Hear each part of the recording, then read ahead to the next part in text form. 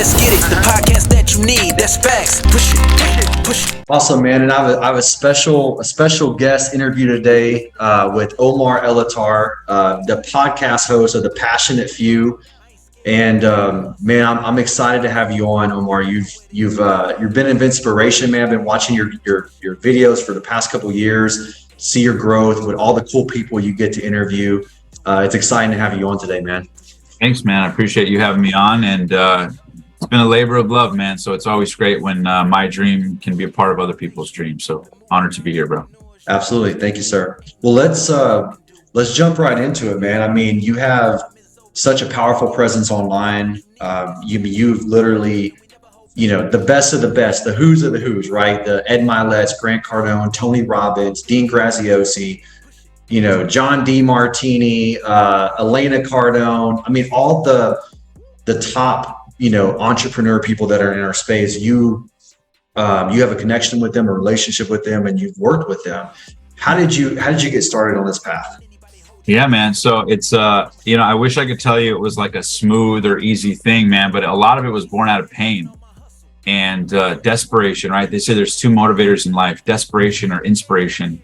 And I had them both, man. And I was inspired and I was desperate. And the short story is about, 5-ish years ago, I had just gotten off of my passion early on in life was skateboarding. And growing up, I always wanted to do something epic with my life, right? I never wanted to do something normal. My goal was to wake up every day like the people we see on TV and go, man, like I wanted to be one of these people that are like, oh, I can't believe I get to do this for a living. I can't believe, right? And I would see everybody else sort of hating what they did, right? A lot of us growing up, maybe seeing our parents or people close to us not enjoy what they do. So that's the first part of it, is that I always had a desire to do something big. But long story short, I found myself in my early 20s having pursued the dream of professional skateboarding, but never quite realizing it. And so long story short, I had to grow up and get a real job, right? And so I went to a Tony Robbins seminar in my early 20s, and I was sitting next to a guy who was, I believe he was like 27 or 28, and he was making like 400 grand a year. Tony had us write down what our income currently was and what we wanted it to be. Mm-hmm. At the time, my income was maybe 30 to 40,000 a year. And my dream was 100,000, right? Before I realized what was possible. And this guy next to me was currently, his income was like 400,000 and he wanted it to be $1 million. And in my head, I was like, how is this guy's making 400,000 a year? Like a fraction of that would be my dream. And that's his starting point. Right. And we're both in our 20s. So our age difference was only a couple of years. And in my head, I could not fathom how somebody else a few years older than me was making that kind of money. Like, how could I, right? Like, how can I, what is he doing? What is he doing? And so I asked him, I said, what do you do? And he said, I'm in sales. And then at the seminar, Tony started talking about the power of like having a job where you create your income, right? A business where you have the potential of unlimited sales, right? Kind of like what me and you do. But of course, at the time, I'm not privy to this. I don't know any of this. And so long story short, I get into sales. And so I start working at his company, which was a solar company, knocking on doors. So here I go from traveling all over the country, dreaming of being a professional skateboarder, dreams of fame and fortune and doing what I love, to somehow wanting money. And my only option that I saw in front of me was knocking doors, selling solar. So I start meeting a bunch of, a lot of the guys, in the Mormon community and door knockers and stuff like that. So I start knocking doors for solar and I start doing pretty good. I start making money and then I get recruited to Tesla. And so little by little, this clean energy sales thing I start doing well at. But I find myself, and this leads to how I started what I'm doing. I'm just giving you the full context. Mm-hmm. So you understand the kind of, the journey. And so bottom line is I found myself at Tesla. I was the top sales rep there. And I just found myself like kind of frustrated because I was successful, but unfulfilled. And I started to make money, but my highest calling was I'm just going to be good at selling Teslas. And I could not accept that. I just felt like I was meant for so much more, to do so much bigger. And now I'm in my mid 20s and I see a lot of my friends living their dreams and start making money. And I just sort of see the window closing. I'm like, man, I'm going to, if I don't make a move or do something drastic, best case scenario, I'm going to be a sales manager in my 30s, hawking cars to people who are actually living their dreams, right? And keep in mind too, the people that come into Tesla are usually entrepreneurs.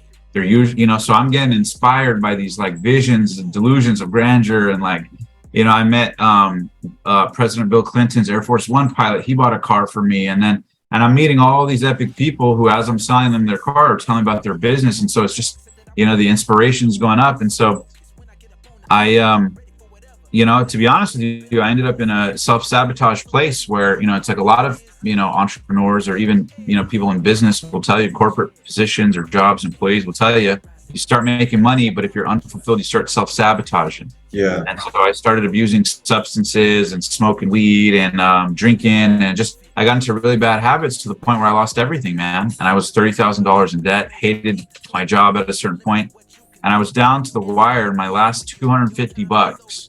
And I hire a coach by the name of Dave Thorpe. And in this rock bottom moment, all I had was myself, $250, this coach, and a girlfriend. And to add insult to injury, in my rock bottom moment, this girl broke up with me. Dang. So I'm just like devastated. I got nothing. I'm rock bottom. I'm 25, right? Like, I'm like, oh shit, like I'm not in a good place. And so my coach, Dave, says, okay, right? Like the past doesn't equal the future, right? Unless you let it, right? Decisions equal your destiny. And so he asked me, Omar, if life was perfect, what would happen next? And this will make sense in a second, but I didn't know at the time how this would manifest. But I said, if life was perfect, I would surround myself with the most inspiring people possible. I would have great conversations, right? I love great conversations. I would inspire millions of people. I would make millions of dollars. And I would spend my time with people that inspire and elevate me, right? And I would have a career that helps elevate others while elevating me. And through a series of trials and errors, which we can get into, that would end up leading to the podcast and everything else. But at the time, I didn't know it, man. And so Coach Dave was just like, all right, well, what can we control? Right? Let's control the controllables. What do we have? Okay, you have your health, your ability to communicate, number one. Okay, number two, you have internet. Number three, you have online platforms. And I was like, what do you mean? And he was like, well, YouTube. And I was like, what do you mean? He was like, well, what if you had inspiring conversations with people on YouTube? And I thought, well, I don't have money. I don't have, how am I going to get connected with these people? I don't have money. What am I doing? And then he said, Omar, relax. Just focus on one. Who's one person you could interview? And I said, well, how do I record it? How do I fund it? He goes, do you have any friends with a camera? And I was like, yeah, but how am I going to pay him? He said, do you have any friends with a camera that might do you the favor for free for one video? And so little by little, it got me to like take this big hairy goal and like break it down into these little itty bitty snack size steps. And so long story short, he was like, okay, let me hold you accountable in the next 30 days to do one interview with this person. So I found a videographer friend. He filmed something for free. We filmed one video with a local entrepreneur. We posted it and boom, my first video was up. And so now I had a little momentum. And so then I kept thinking, and then I went, okay, well, let me do another one and another one. And the funny part is, and I know I'm getting long-winded with this, but I love it, man. Yeah. Is basically my ex-girlfriend at the time who broke up with me. Her name was Emily. Shout out to Emily, changed my life. She actually introduced me to Grant Cardone. So she loved Grant Cardone. She had all these books from Grant. So she introduced it to me. She was super into like health and fitness. So she loved like Quest bars had just come out. So she was super into Quest bars. And then her favorite snack was like hot Cheetos. And so long story short, when I started the podcast, I made it my mission in life to like, after her breaking my heart, to like prove to her that like, okay, like you don't want my time, I'm going to show you, I'm going to be the man. So in my twisted, inspired, desperate, motivated mind, I made it like this unpenetrable, inevitable reality outcome to interview Grant Cardone, the creator of Hot Cheetos, and the billion-dollar creator of Quest, Tom Bilyeu. And so I just went on a mad tear to get in touch with all of them. And I did the impossible. And long story short, within 12 months, I interviewed all three of them, and they ended up being the most watched and downloaded interviews in the world with all of them, and then kind of starting my whole career podcasting. Dude, that's powerful, man. That's powerful, bro. Like that's exciting. I mean, I think there's so many golden nuggets in that story, Omar. It's like, I was talking to one of my team members this morning, and he has a big goal for next year. And the challenge is like, how do you start, right? What's the first thing that you do? And I think in your story, it's like you had this monster vision, and your coach was like, just start with one video with one guy.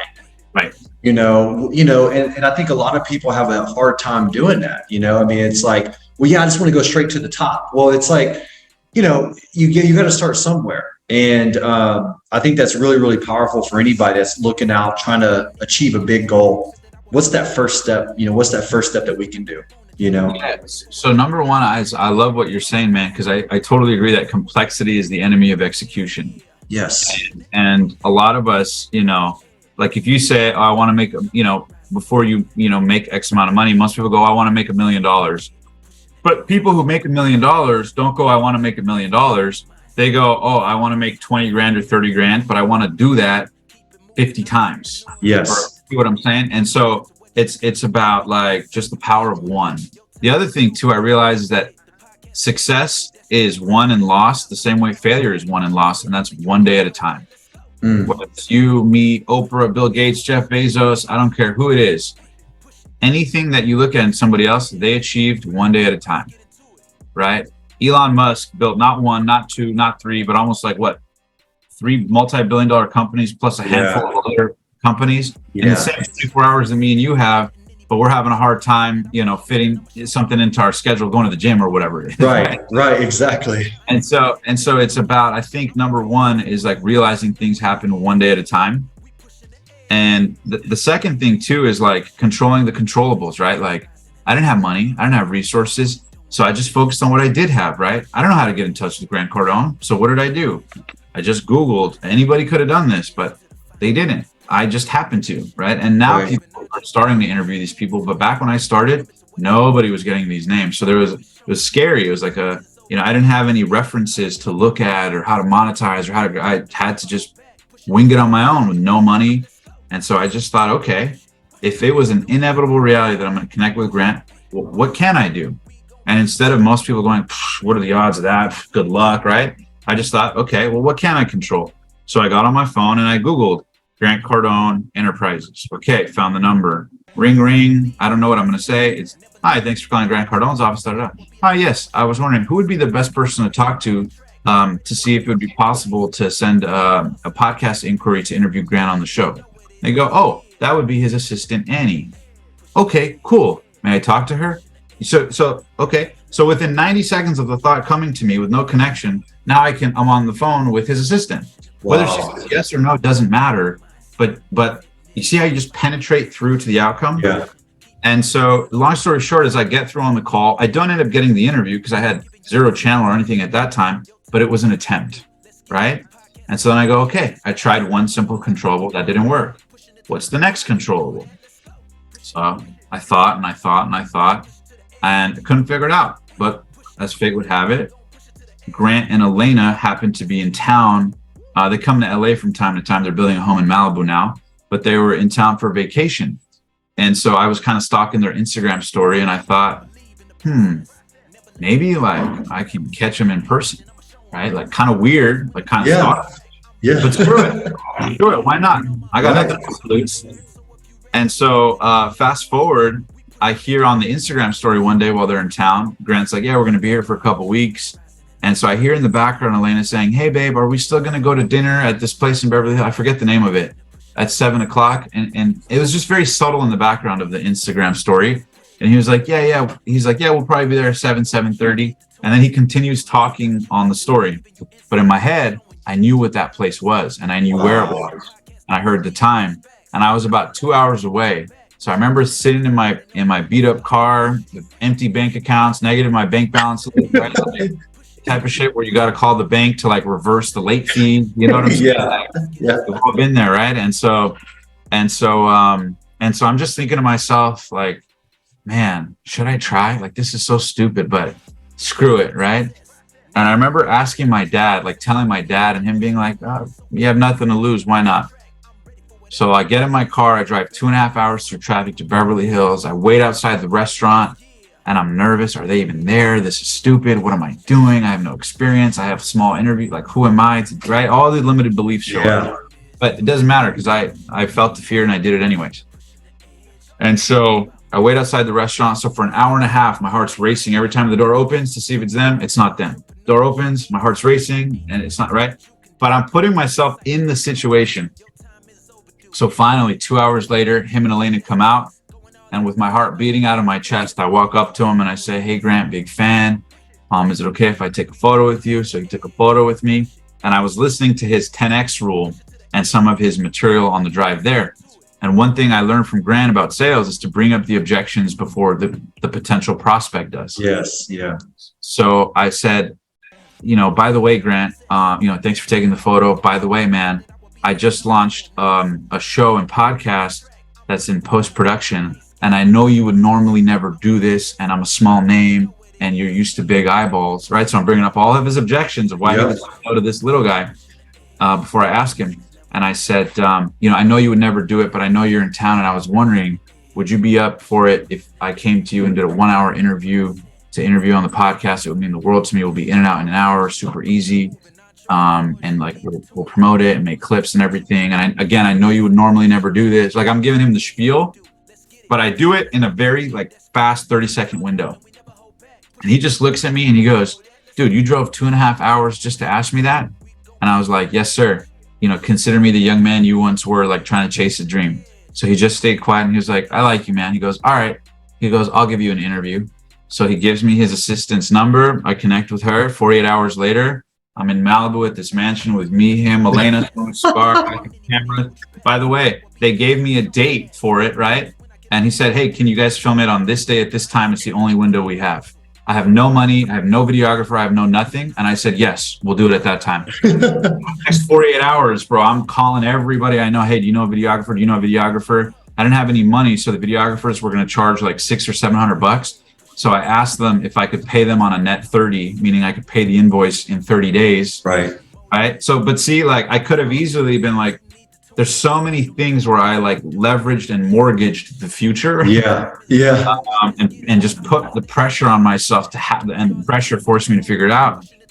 And so I found a videographer. We ended up shooting it. And then I called a real estate office. I had a real estate office sponsor the video for the exact same amount that it cost the editor on the net 30, right? Like even if you watch that interview, you'll see in the very beginning, it says this episode is brought to you by, this real estate office that sponsored it. And so literally, like I wung it with zero experience in production, zero connections with anything, a small name. I don't even think at the time we had any formal episodes per se, right? Like, and so that interview ended up that interview ended up blowing up, and it ended up getting 100,000 views, putting me on the map. I became an affiliate with them. I started getting, different people in real estate hit us up to do productions for them. And so that my business on that end grew. And then that led to me connecting with my let and on and on and on. But like, go back. Step one, I just focused on what I had in front of me. An iPhone to try to call, and an Instagram story that said they were going to be there, and my car to drive there, right? I just focused on the little baby steps I had. And over time, that led to kind of everything else. Dude, that's awesome, Omar. I mean, it's so cool to hear this freaking story, man. Like, I think most people were just, most people would not do any of that. They wouldn't even do one step of that. Right. And you took so much action, and you condensed time. You did it in a short amount of time, and you were able to move the needle in such a fast way. Why do you think people hold themselves back? I mean, because a lot of people in theory could have done that, but you did it, they did it. Yeah. I could get really poetic with you, but I think in short, the bottom line is the fear of inaction to me was greater than the fear of action. Wow. Okay. Because I felt tremendous fear and anxiety, maybe even more so than other people would have felt. But to me, the option was get older and don't live my dream and be a broke loser. In my mind, that's how I labeled it in my mind. I'm not saying that was the reality, but in my mind, it was really harsh on myself. Or the fear of doing it and getting rejected. Right. And I had already had so many losses at that point. I was broke. I was maxed out on all my credit cards. My bank accounts were all empty. I was, probably borrowing money to from close to me.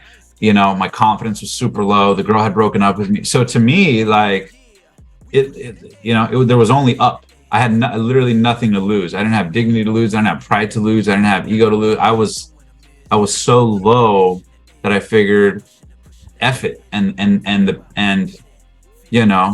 pain. Yeah, I get, that's the best way I could put it. The pain of inaction to me was greater than the pain of action. And so I said, F it. And it worked out.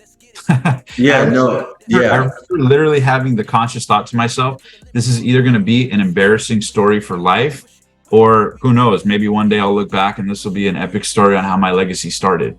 And I literally had that thought. And so it's crazy now, every time I'm asked to tell the story, even when I was interviewed on Jordan Belfort's podcast, The Wolf of Wall Street, it was so surreal to me that I never would have in a zillion years thought that would happen, so, but it's a testament that, like, and it's also why I call the show The Passionate Few, because it's few people who have the passion or the desire to do the things, but it worked out. No, it's awesome, man. Out of, interviewing so many high level people, so many quality people, successful people, which is, just being around those type of caliber of people, you like Ed Mylett always says, the best things are caught, not taught, right? And it's like you catch things when you're around people. What is there a common theme or thread that you can identify with all these successful people? Yeah, three things, man. I've been asked this a million times and I've thought it out and whatever. So yes. Number one, it's a phenomenal team.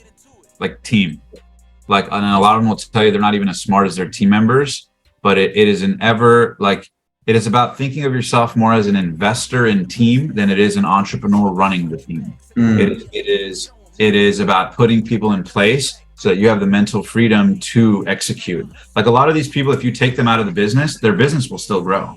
Right. Because of the way it's set up. Right. So that's number one, is like a phenomenal team that is ever growing and that doesn't just sustain itself, but can grow by itself. Right. Like, when I interviewed John Paul DeJoria, the billionaire, I remember we were in his office setting up, and over the course, this is the 45th wealthiest person in America. He had just sold Patron tequila to Bacardi for $5.1 billion. And he has Paul Mitchell shampoo and conditioner. So this is a guy who was homeless, living in his car at 37, and fast forward has built not one, but two multi-billion-dollar companies.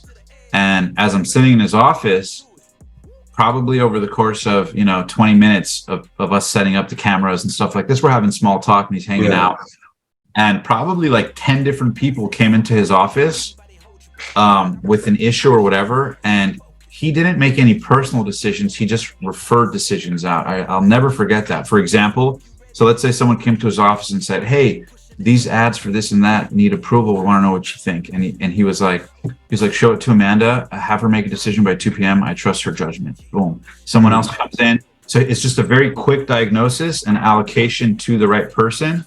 This happened, talk to Margaret, have her cancel my 6 o'clock, and we'll talk tomorrow at 4 about when to move it to. So it was just he had people in place, like people could throw fires at him nonstop. And there was a solution and a SOP and a person in place. Wow. Permanently. And there was a calmness to him about this. So that's number one. And I've seen that across many contexts, but number one is a great team, assistance, people to help, right? Like number one. And if you ask me, a common denominator of frustrated entrepreneurs is they're doing it by themselves. So yeah, obviously, for sure. So that's number one. Number two is how specific they are in their communication. They are very precise in their communication. They're not vague.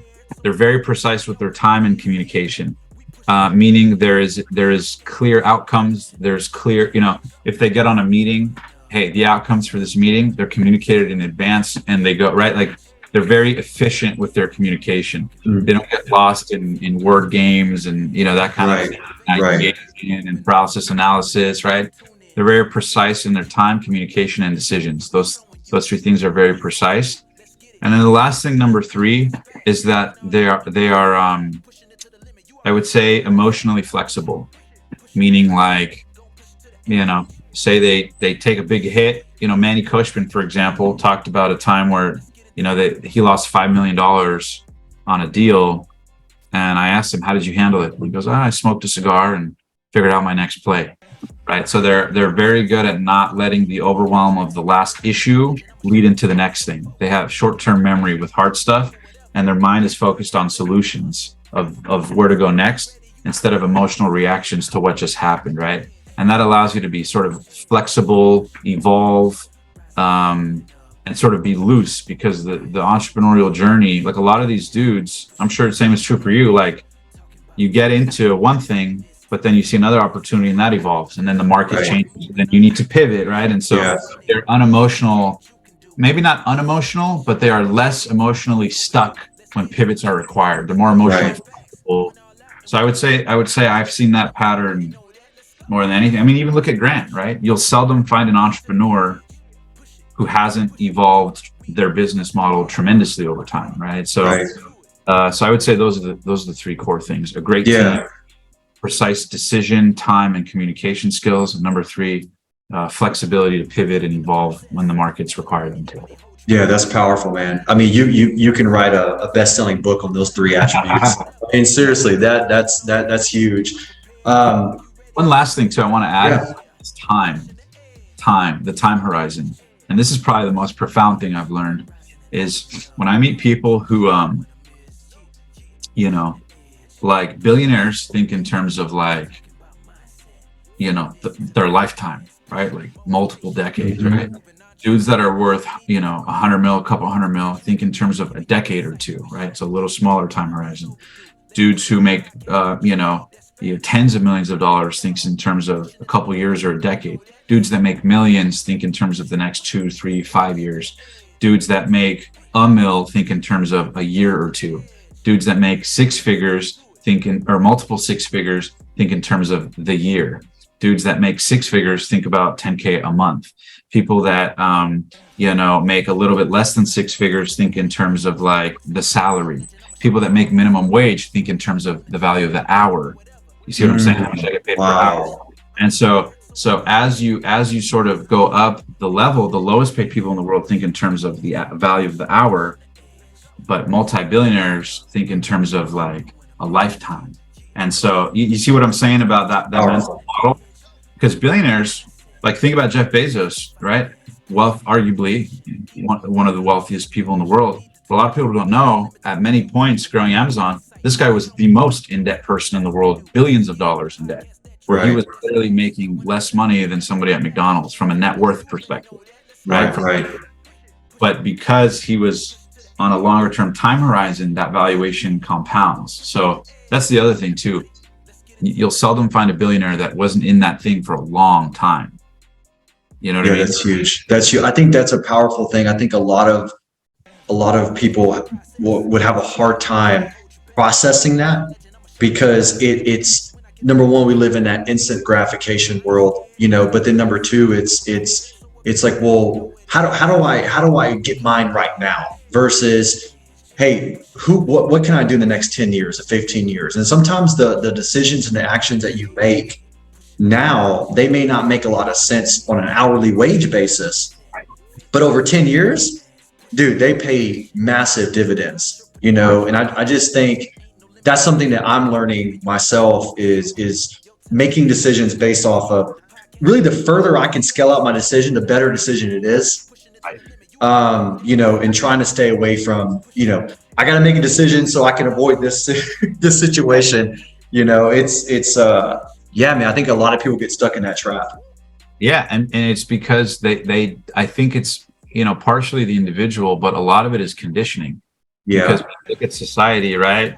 iPhone, iMessage, delivery for Amazon is right away. 1-day delivery, 2-day delivery. The email is right away. The Zoom is right now, right? Like iMessage, iPhone. So it's such an instant gratification world that delaying gratification, especially with something like money, is very hard for people. And they probably have no mental references of it, right? Mom and dad probably didn't invest. Mom and dad probably had a salary, right? Like we're so inundated by the immediate, or you're on social and the other guy your age just got this sick car or this big house. Right. Forget 10 years. I'm trying to get that in 10 weeks, 10 months. Right. So I think a lot of that sort of affects the psyche. But yeah, I would say that's probably the biggest thing I've learned, that the way they think about time is very, very different. Yeah, that's huge, man. What's the vision for, the passionate few and all the work that you're doing? I mean, you're doing such great work, and you're interviewing so many great people, and you're inspiring so many people, and changing people's lives. Let's talk about that time horizon. I think it'd be a great way to kind of, cap the episode. Is what does that look like for you, 10, 15, 20 years down the road? Yeah. So for me, great question, man. I appreciate that, Blake.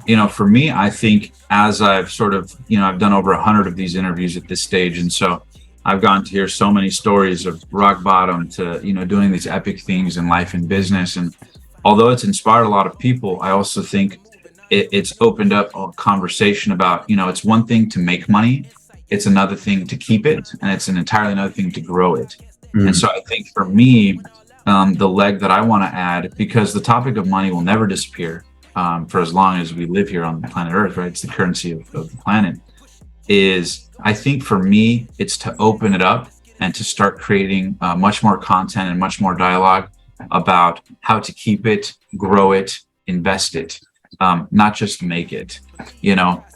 For example, I know people. I got buddies who make $2-3 million a year in their 20s and 30s. That literally have less in their savings and have a much more chaotic financial life than people I know who make, maybe 120 grand a year and have been really good about saving it, to where the person who makes less than 10 times what the guy making a couple $1 million makes literally has a bigger savings account, more assets and investments than the guy making a couple $1 million who just got a sick house, has a lot of debt, and is kind of like overwhelmed by that, right? We all have friends that made a couple $1 million shifts, and then they might have a sick car in the place, but they're underwater and they're stressed out of their mind. And so, there's something to be said about the peace of mind that, a savings account could have, investments and assets could have, right? And so I think for me, it's sort of leaning more into opening up dialogue for that, because the more people that get educated on that and you make that publicly free, I think the more you have a much more financially responsible world, because people are seeing that in this day and age, less and less people are going to college, more and more people are starting businesses. And so I'm sure you know this, right? It's one thing to make money, man, but it's entirely another thing to keep it, hold on to it, financial disciplines and principles in place to know how to pace it. Yes. Yes. And so I think for me, that's what I'm super passionate about, is helping the average person know how to not just make money, but keep it, grow it, sustain it, and sort of have it for a long time, not just, get rich quick, but get rich for sure. So yeah, no, I love it, Omar. And then also, be inspired and fueled by passion while you're doing it, and I think that's really a cool thing that you're doing for a lot of people, man, is inspiring people by your interviews and a lot of work that you do. So, man, Omar, this was awesome, man. I could probably do this for a couple hours, but dude, we'll cap it off here, man. It was a lot of good content, a lot of good information. I really, really appreciate you doing this. And yeah, man, I'm looking forward to obviously all the work that we're doing together, and just to see the growth for next year. Awesome, man. Yeah, thank you for having me, man. And there's one thing I could leave your audience with. It's this concept that success without fulfillment is the ultimate failure. And so many of us chase achievement and things and stuff, and it's great, do it, but if you gain the world but lose your soul, what have you really done? And they say the best things in life are free. I think it's totally true. So money's important, but it's fulfillment, because if you got money and fulfillment, oh man, it's a totally different life, right? You could line up 10 different people that each have $100 million, but they all acquired it differently. They're different emotional places, physical places, energetic places, their relationships, their relationship with their kids, their intimate relationships, right? All these other factors that a lot of us ignore in the pursuit of the number. People come to realize that those are more important than the number, right? It's why they say, the beautiful expression, I'll cap the interview with this, is they say, there's a reason that millionaires go to monks for advice and monks don't go to millionaires for advice. Dang. You know what I'm saying? That's powerful, man. It's because you're going to end up doing the inner work anyways. It's just a matter if you're going to do it up front or you're going to do it in the end, right? You're going to do it when you're the king of the world, or you're going to do it when you have nothing on the way, up. So, so I want to encourage more of those sorts of conversations, because at the end of, I'm a man of faith. I know you are too. Yeah. I don't think when we get to the gates of heaven, God willing, that he's going to check our bank balance. No. There's a couple other balances that he will check, and I think getting those in line is of equal, if not greater value than just the money. So That's powerful. Yeah, that's powerful, Omar. Well, we'll definitely cap it on that, man. That's a lot of wisdom right there. And dude, I really, really appreciate it. And dude, let's keep crushing it, man. Thank you for your time. Excited to rock with you in 2023, Blake. All right, man. All right, God brother. bless you, and Thank you, thanks, man. appreciate it. Thanks for your time. Yes, sir. Bye.